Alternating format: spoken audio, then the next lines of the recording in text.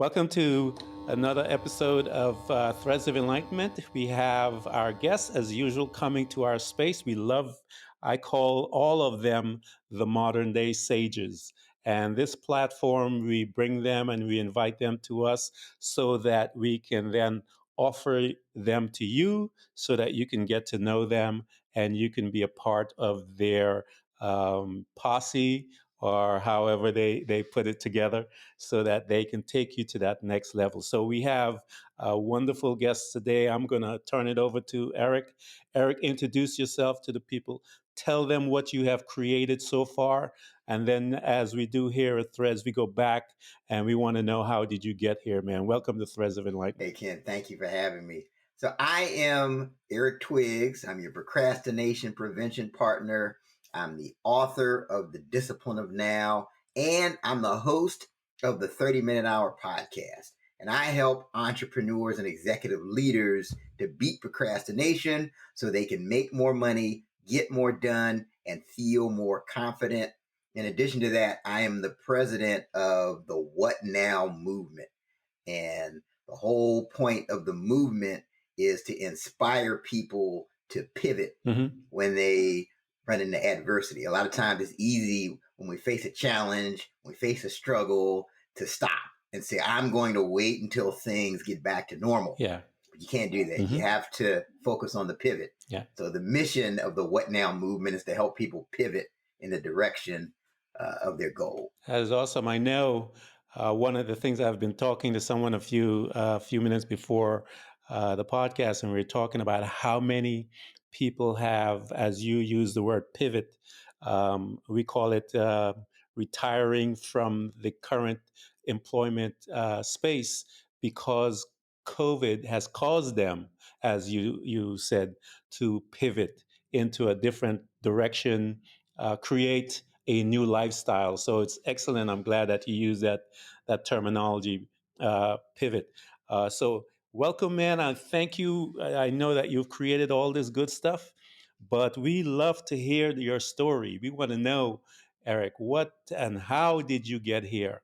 We want to take you back from the beginning, man. I want you to talk to us, how you grew up, your family lifestyle, that type of things, because we are trying to find out the incidents that formed your the way of thinking, your belief system, and how did you leave the old belief system to start walking in your new one. So talk to us about some of the places, as far as how you grew up, how your family was. Tell us a little about that. So growing up, I was blessed to have my father and my mother in the home the entire time. I mean, they set a great example. And Nice. like most of the things that I learned from my father wasn't things that he specifically said to me, but just watching him. Yeah. And just watching him get up and just go to work. Yeah. Like if he was in something, he was in it. Like he was all in. He was never somebody who was just a pew member, as they would say. Yeah. So if he's involved in church, he's singing in the choir, he's the chairman of the trustee board. I just always saw him just doing things and executing. And that, I think that just left an imprint. Yeah. And I just assumed that that's what you're supposed to do. But later in life, I realized that most people aren't wired that way. Yeah. So I grew up around that example. And I always tell my dad to this day that, like, I can't blame you for anything, you or mom for anything, because you gave me the necessary foundation. Yeah. I can't, if I don't succeed, I can't say it's because of you. So, along those lines, I think I was extremely fortunate and blessed to have that example. And I'm blessed to be able to talk to them, be able to pick up the phone to this day and call them and talk to them. But really, the signature experience for me that really got me to this point why you and I are talking, it's something that happened when I was in college. I went to Hampton University. It was my senior year. I'm having a conversation with a good friend of mine named Donnell. Now, I have to confess, in those days, he and I were a little different. Yeah. Donnell was all about his purpose. But at the time, I was all about the party. Trying to have a good time. And he would give me he would challenge me. He would give me a hard time. He would say, Eric, you really need to get serious. You need to figure out what you want to do. And I'm like, man, Donnell, loosen up. Are you coming to the frat party with me or not? Yeah. And several weeks go by. He and I don't talk. But then I get a phone call from his mother informing me of the fact that he was killed in a car accident. Wow. Wow. Changed everything for me. It sent me a strong message that maybe I don't have the time that I think to do the things that I want to do. No. And from that moment on, time management has been on my mind. Wow. I'm always focused on, since that incident, I've been focused on being as productive as possible, paying attention to how I'm spending my time, paying attention to how other people are spending their time. But that was really the starting point that got me to this moment today. Wow.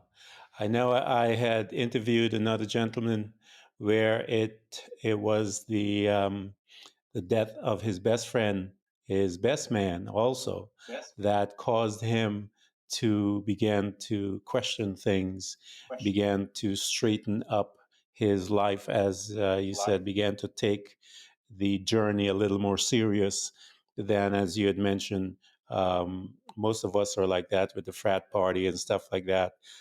To be honest, some of the people today are in that space. So it is our hope that as they're listening to this conversation, that it may awaken them up that we don't have much time. We think we do, but 80 years, that's not a lot of time, is sometimes in the vision that you want to put together. Some people start late. I know Colonel Sanders started when he was 60 something, got his first check and go, wait a minute, I can't live on this. So there's always time. So here you are, Eric, you got this tragic situation that took place, kind of sobered you up. Um, what were your next steps that you started to do to begin to move from the space that once you became sober, that now you're going, okay, let me get this thing together? I thought the message was to pursue success and climb the success ladder as fast as possible and to really get my income up there. Time is short. That's really what I thought the message was. Yeah. So I pursued that route. Out of college, I worked my way up the corporate ladder, and I had gotten to a point where I was a district manager. I had 17 locations, 500 employees. Wow. My district of responsibility was winning awards for best profit, top 2 or 3 in sales in the country. Everything is going great. I had the big fancy car. If you looked at me from the outside, you would have said Eric is successful. And I remember this day. I'm driving in my car, my little silver BMW I had at the time, and I got to the stoplight. I remember looking in the rearview mirror, and the eyes that were looking back at me were the eyes of someone who hated what he was doing. Wow. Wow. I felt like I had a nice income, but I didn't really feel like I was making the impact that I was supposed to be making. And I felt like this isn't really what I want to do. And that set me off on a whole other journey to get to this point where I had to figure out what was it that I really wanted to do. It wasn't just about making as much money as possible, but how do I impact other people? How do I find this fulfillment that's missing? Well, you said it earlier. How can I pivot? As you said, how can I pivot? And so I know a lot of people that were in your space, as they say. I was there because when they train us to chase the money, chase the American dream, as they say, with the white picket fence and the whole 9 yards, the car, the material stuff. And when you hear these stories, no one ever talk about you, the individual, as to what makes you happy, what's going to make you click, what brings you fulfillment. So we are chasing this emptiness because a lot of people, let's face it, Erica, billionaires wouldn't be killing themselves if it was about money, would they? All these people that are famous with kind of money, so it must be something else. So talk to us about that something else as you begin to question yourself, because the term enlightenment, I use that purposefully. Enlightenment to me is when we started to become better students of ourselves. We began to look and began to go, wait a minute, there's something missing here. I need to know who I am. And then, Eric, we start on this journey. We began to be honest with ourselves. I don't like this, and whatever. I don't like how I think this way. How did I think this way? And all of those things. So now, as you began to move in this space, what were some of those questions that you had to focus and some of those things that you had to face in your life? It's interesting. So right after that experience, a lot of my friends were getting into pharmaceutical sales. That was the hot job at the Yeah, time. yeah. I remember And that. they had this nice lifestyle. They're playing golf all the time. And I'm like, Uh-huh. man, I should be doing that. Yeah, there you go. That'll solve the problem.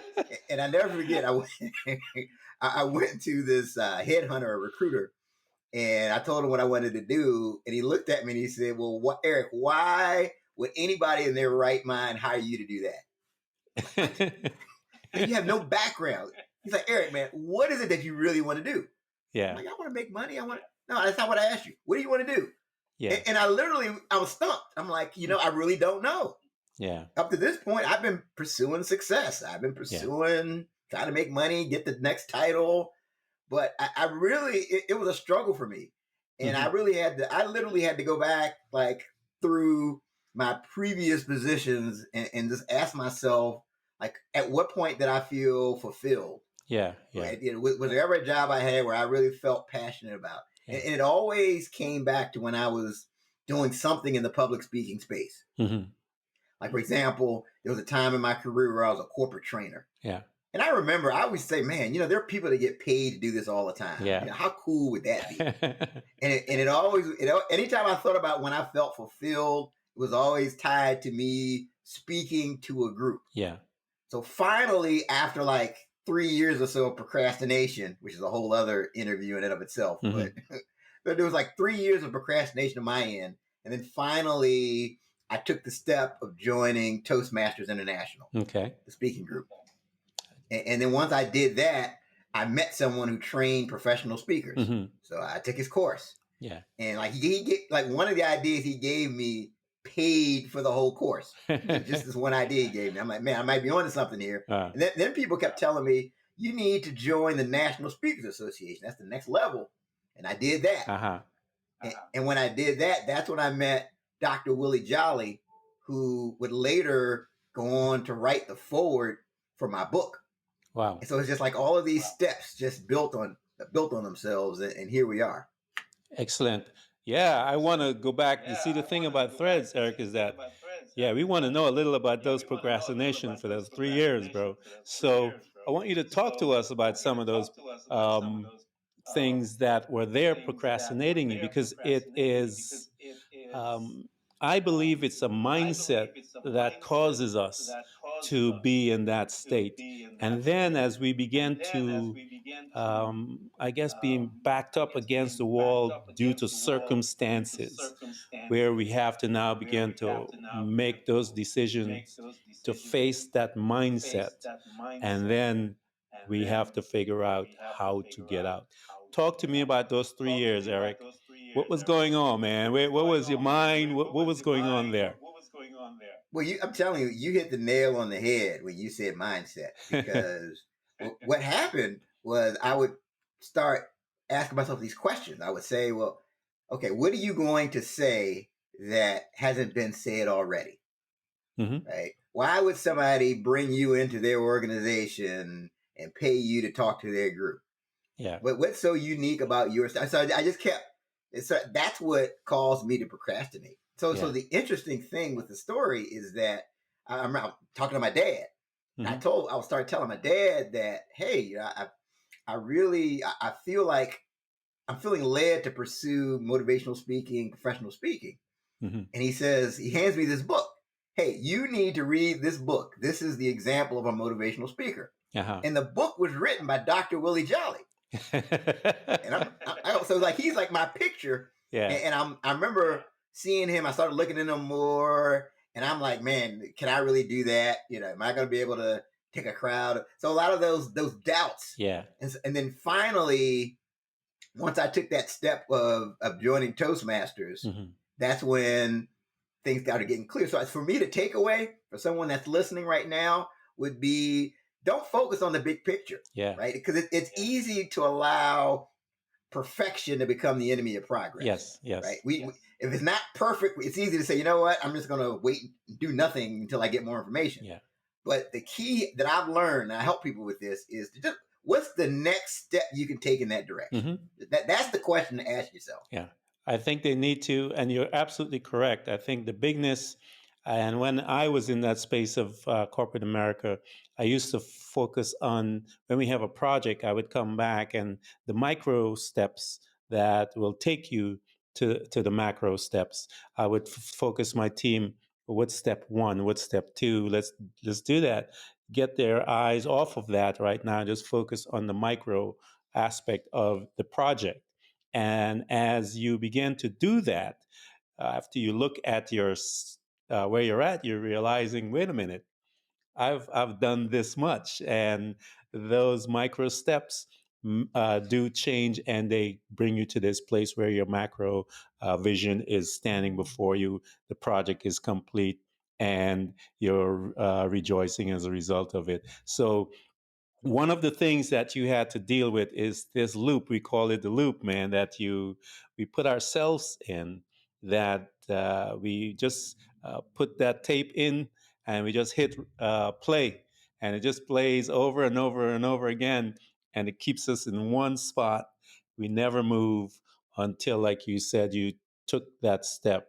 And when you took that step, Eric, talk to me about the feeling of that when you say, "Okay, I got to make some movement." After your dad gave you this book, how did that make you feel when you did that? Well, it was confirmation Mhm. that I was on the right journey. Yeah. So what happened when I first joined Toastmasters, in addition to someone, me finding a speech coach or a professional speaking coach, I was encouraged to join the international speaking contest.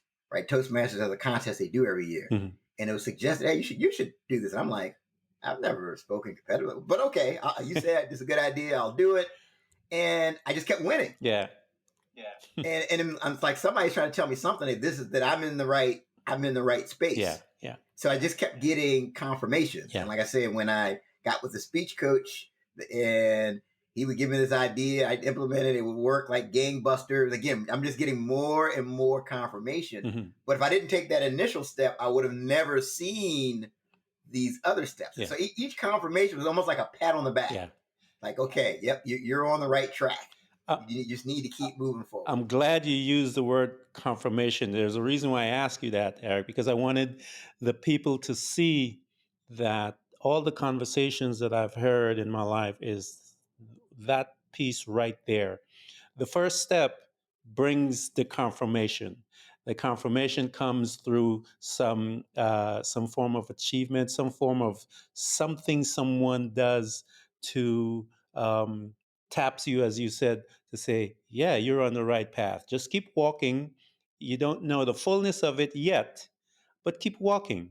And so you have these confirmation that come in, and I'm glad that you used that specific terminology, because that's exactly what it is. And as you begin to get those confirmation, things begin to happen to you. And I want you to talk to me about that, Eric, because what happens is our mindset starts to change.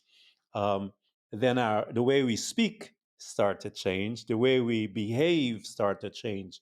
I want you to talk to me about some of those things like that as you begin to get these confirmation, Eric, and as you begin to become bolder, you begin to talk different, your shoulders drop back because you know that you are in this thing and you're right where you need to be. Well, what happens is you start to build momentum. Yeah. And I think sometimes people underestimate the power of small wins. Mm-hmm. You think that it always has to be this big mountaintop thing, but Yeah. it could be just that little negative confirmation that keeps you going. Mm-hmm. Even like if you take a course and they say, hey, you should do this. And you find out you're doing that already. Yeah. That's an example of, hey, you know what? Uh-huh. Okay. Yeah. Most people go past that, but that's confirmation that you're on the right track. Mm-hmm. And you almost, it's like you get a dopamine hit Yeah. when you do that. So I think the key is to continue to focus on those small wins, and because that's what's going to give you the motivation. And when you get to an exalted place, you'll look back and say that the reason you got there was because of all of the small wins Mm-hmm. and the little steps that you took that compounded over time to get you to where you are. Yeah, I absolutely agree, man. And people need to understand the power of momentum. And we talk about I always remember saying to my sons, when they start something, I said, you need to start it because what you're doing is creating the movement of momentum. And it's a process, it's a standard law that is within the hemisphere, within society, within the spiritual realm, this power of momentum. And if you didn't start it, if you didn't take the step to get into that class, that's momentum. You took the one step, and that was creating the momentum in your life to get you to the next thing. And so it's important, as Eric is talking about all of these principles that he's applying.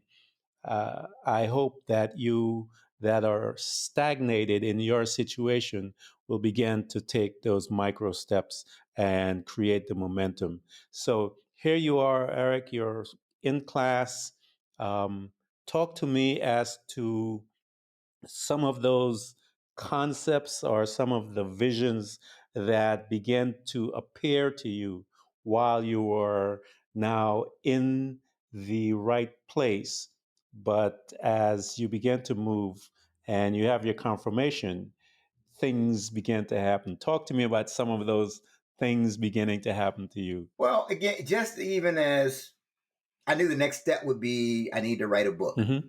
I need to have a book. And so I'm working through that. And I just don't think that running into Dr. Willie Jolly again was just running into Dr. Willie Jolly at that point was just a coincidence. Yeah. Here's someone, my dad gave me his book, Yeah. and now I'm sitting at the table with him at these meetings on these Saturdays. And I'm like blown away, like, man, this is just so crazy. Yeah. And I'm thinking, okay, well, this guy's world famous, and he's not gonna pay attention to Yeah. me. Yeah. But the most open guy, and really was like a mentor to me. Mm-hmm. And ended up writing the foreword to the book. Wow. And the book ended up becoming really the next thing to really help me to get traction within the business. And I would say I think it does help to have, if you're in that speaking space, it does help to have that book to help you to have get the credibility with your audience. Mm-hmm. And so once I got the book, that just really helped. So there was a point where I'm going out and I'm okay. Hey, I can speak for your organization. Here's my topic here, and they're like, okay, great, yeah, we'll look into that. Yeah. But then after I got the book, people are like, oh, hey, can you come speak at my organization? So it was almost like a turnaround. Yeah. But again, it all goes back to staying the course, focusing on those next steps, and know that things are going to work out. If you just the thing is, it's all about faith. Yeah. Right. Because if you knew 100% with certainty what was going to happen, you would need faith. Yeah. Exactly. And so you have to just keep moving forward in faith, doing the right things. And the other thing that this whole thing has taught me is really about how important it is to have mentors. Yes. Dr. Willie Jolly is one of mine. I've had other mentors within the National Speakers Association that have helped me with the book. I had ideas for the book, and I would talk to a couple of mentors that told me, So these are all things to think about on the journey. Yeah.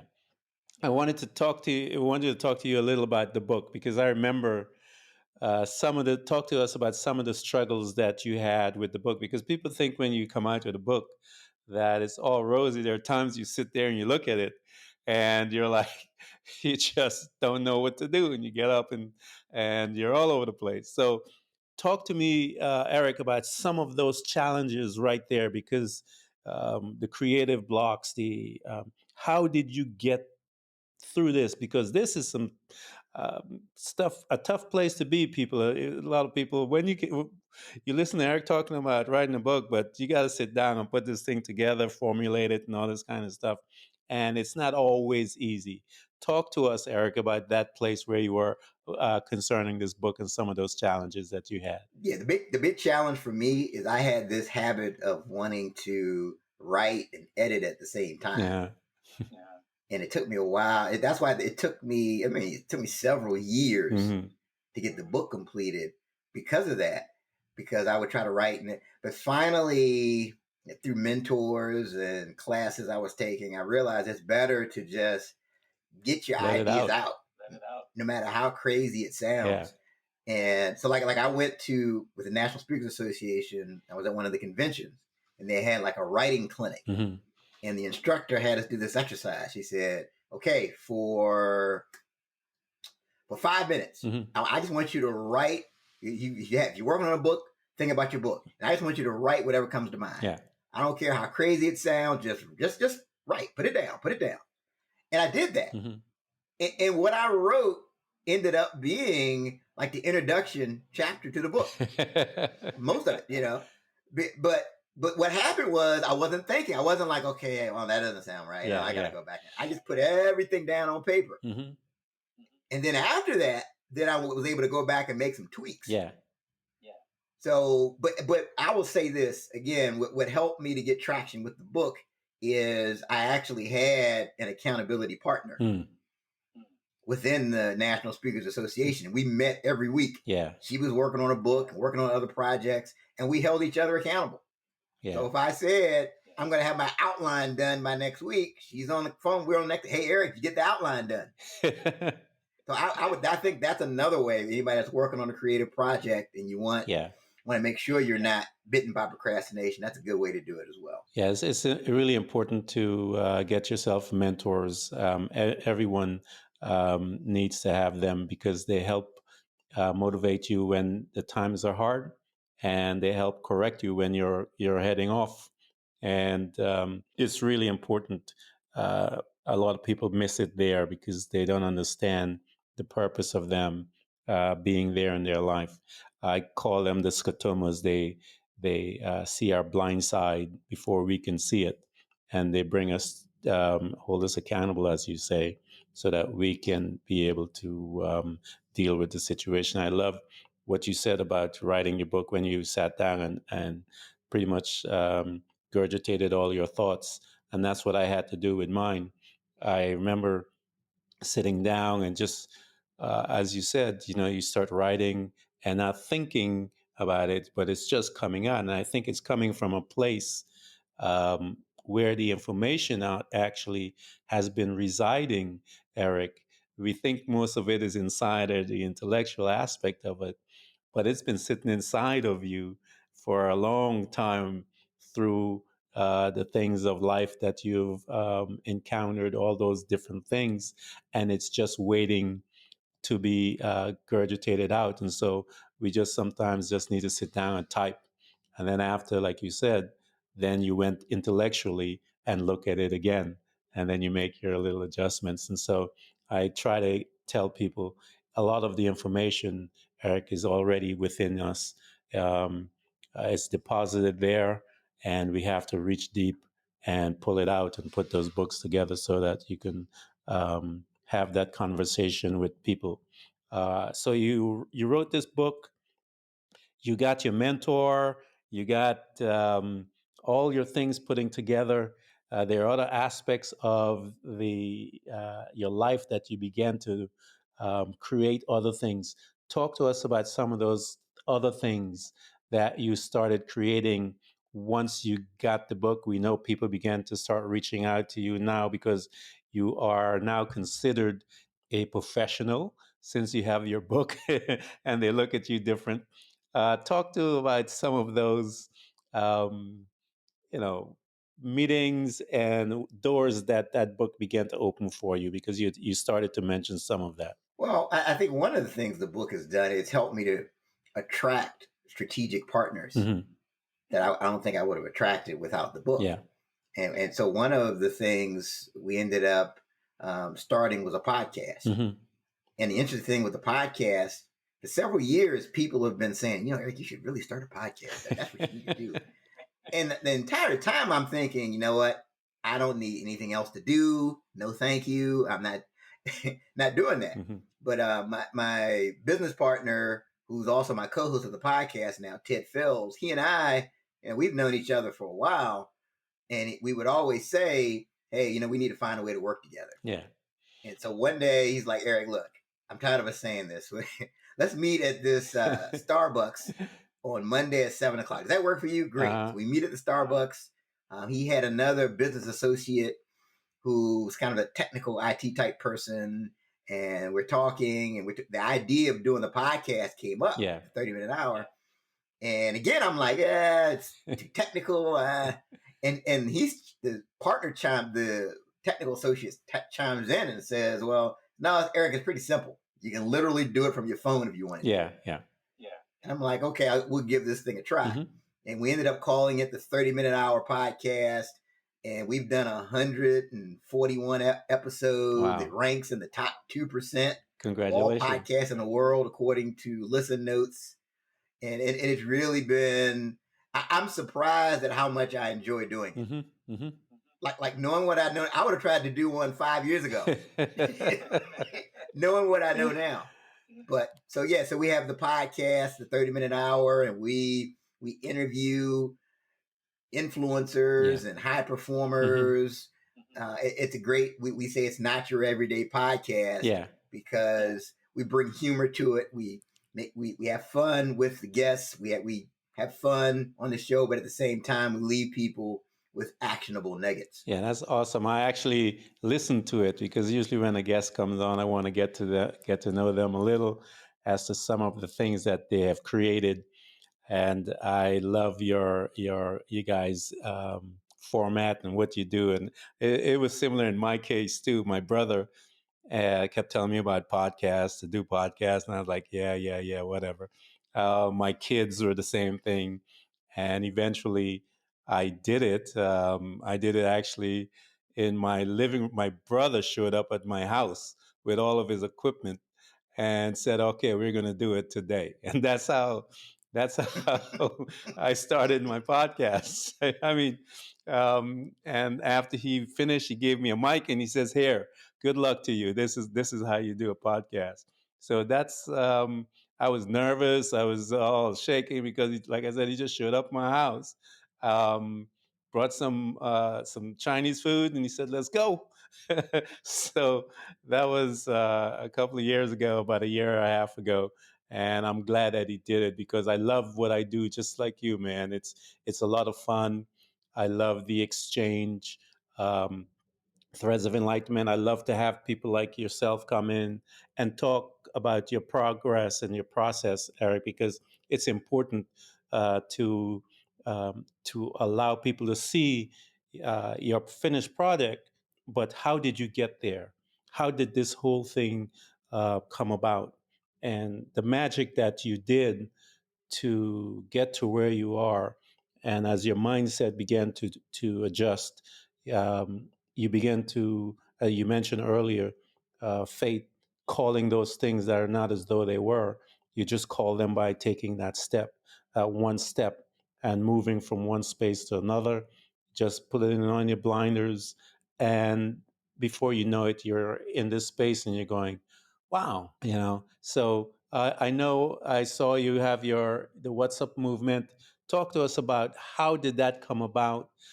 We talked a little about it, about pivoting, and what caused you to bring that up. What incident was it, Eric, that made you say, "Okay, I want to do this"? Again, so the book, like one of the advantages of the book, I think it helps you to attract strategic partners. And so Ted Fells, who's my co-host and business partner, he and I, we were looking to plan these summits, right? We were going to do these summits. We are going to get a hotel room. We were going to have speakers, and we were also going to include our other business partner. Her name is Dr. Sharon H. Porter, and I met her because I had been interviewed on her show talking about the book. She had her own podcast, and we became friends, and we had her on the 30-minute hour. So we said, yeah, why don't we team up with Dr. Sharon, and we'll do these summits. It'll be great. We'll get everybody packed into this hotel room. And then the pandemic happened. Yeah. So we had to say, what now? Okay, what now? Yeah. We still want to work together, but what now? Yeah. And then as we were talking to each other, we realized that we were finding these people in our circles who said, yeah, I want to start this venture, but I think I'm going to wait until things get back to normal. And we said, that's the last thing you need to be doing. You need to say, okay, what can I do now? Yeah. What now? Yeah. Then all the light bulbs went off, and we decided to call this thing the What Now movement. So I'm the president. We have Ted Fells and Dr. Sharon H. Porter, who are my vice presidents. And the mission of the movement is to inspire people to pivot. Yes. Because at the time of this recording, we're in a pandemic, but down the line, it's going to be something else. Yeah. Oh, yeah. There's going to be some other struggle, but you can't stop. Yeah. And so we provide people with inspirational content, like we've done a master class where we had different speakers come in and talk about different business related topics, help to inspire people. We've done a couple of different summits. Yeah. So we do these inspirational videos within the Facebook page. So it's been an excellent thing. That's awesome, man. I'm glad because this pivot, I love it. I love that concept because that's life. We have to learn to pivot because life is always situations that presents itself, and how we behave when those issues arise is who we become. What makes us who, we have a lot of people that haven't pivoted, as you said, and as a result of that, dreams are dead. Opportunities are put on the back burner. That when they're called back to work, that dream has died because they're going to leave it, forget about it because of life, as they say, and demands from work. So I love your approach. Don't panic. Don't put it away. Just pivot. And the fact that you bring these experts, the people that know, to encourage them, I love it, man. For all those that are listening, I know I've been pulling Eric just to tell us his story and all of those things, but one of the things that he does offer is guidance and insight for entrepreneurs. All you entrepreneurs, people who are thinking about starting a business, even if you have an idea, I need you guys to get in touch with him so that he can help you put some flesh on that idea so that you can be able to become that person that you envision in your head. When you have someone like Eric at your fingertips and your disposal, you ought to use him and utilize his knowledge and his wisdom that he is gotten. Eric, talk to us about some of the things I mentioned, the entrepreneur. We talked about the pivot part of it, the book. Any other things that you're thinking about creating, man? Because I tell people the beautiful things about creators is that we turn back and we become servants.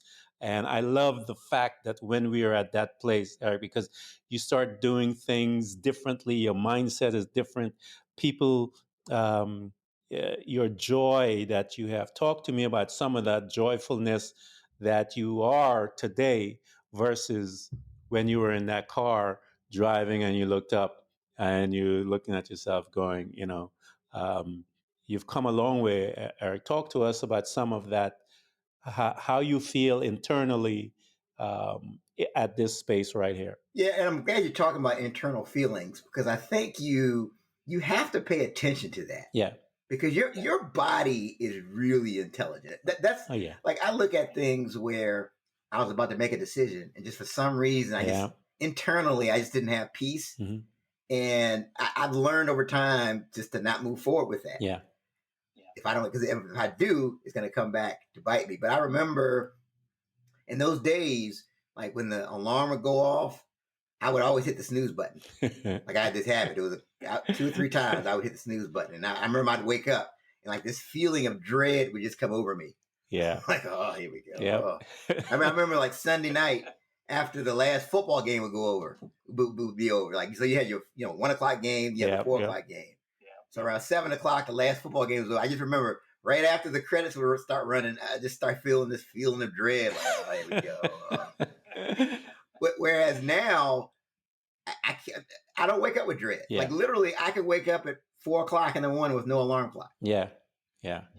Because I am really looking forward to what I'm about to do, and I literally run. I literally run my life by this internal feeling. Yeah. Like if I meet someone and they say the right thing on the surface, but there's just something on the inside that's telling me, I listen to that. Yeah. And so I think that's why it's good to make sure you're on that path towards purpose. And I think your body will tell you if you're on the right track or if you're off track. Yeah, I used to tell my kids, if it feels wrong, it is wrong. And they would tell me how that that piece that I would say to them, Eric, saved their lives in many ways. Going into clubs, my son was telling me they would pull up to a club and he's inside would be dancing, and he'd tell his boys, "Let's get out of here." And I remember my youngest boy telling me that right after that, as soon as they left, there was shooting and all that type stuff happening in the club. So all of them have testimonies like that. If it feels wrong, get out, because I believe it's the inner man have that information, that spirit that is dancing, going And so I tell them, I even equate that, like you said, to relationships. Sometimes I tell people, when you feel that and you're about to start a relationship with someone and that thing is dancing, get out of there. They may be handsome, beautiful. She is gorgeous more than anything else. He is handsome more than anything else. But if that is dancing, there's something wrong in there and you need to run. And I always challenge people to go back and look at their relationship. Did you listen to that when it showed up, or did you talk yourself into the person? And 99% of them, Eric, talk themselves into this person, and the relationship destroyed their life or knocked them off course for several years. But as I mentioned, I started the story. Colonel Sanders was 65 when he got on track. So there's always time, man. So but I want to thank you for coming, man. I love this conversation that we had, Eric, about how you maneuvered from what society say was successful, but the inside, your inner being was not happy. You talked about dreading getting up, because I know those feelings, man, and I know a lot of them out there that feel that way. And you talked about where you are today, and I want to thank you for coming. And I hope that everyone, I'm going to send you guys to Eric. I'm going to put everything that he has so that you can have access to him, because this is the type of person that you need on your team. We talked about mentor. These are the type of guys that you need as mentor. The book that he has, I always tell people, when you read that book, buy it. I want you to buy it, give it to friends. The holidays are coming up. um, that you're having a private time with Eric. You're actually having a one-on-one session when you read that book, because you have no one interrupting you. It's just having him whisper in your ears as you read those pages. So, but I want to thank you for coming and sharing with us, Eric. And I really appreciate what you have done, man. I really do. Oh, thank you for having me, and thank you for what you're putting out to the world. I think it's definitely needed, and I just applaud you for what you're doing. Thank you, man. And one day I'll bring your team. We're going video sometime next year, or maybe have you and your team come over and let's talk. Yeah, that'd be good. All right, man. Thank you so much, sir. Hey, thank you. Everyone who's listening to this podcast, We hope to continually help you to learn how to embrace moments of darkness, because it is in the darkness that we learn how to develop and use our abilities to truly see those parts of ourselves, often invisible to us, in the light. It becomes your responsibility to navigate through all of your trials, to find out who you truly are and begin your journey to loving yourself, which is possibly one of the most difficult things you will ever do in your life. To love yourself and to find the real you. But always remember to enjoy the journey.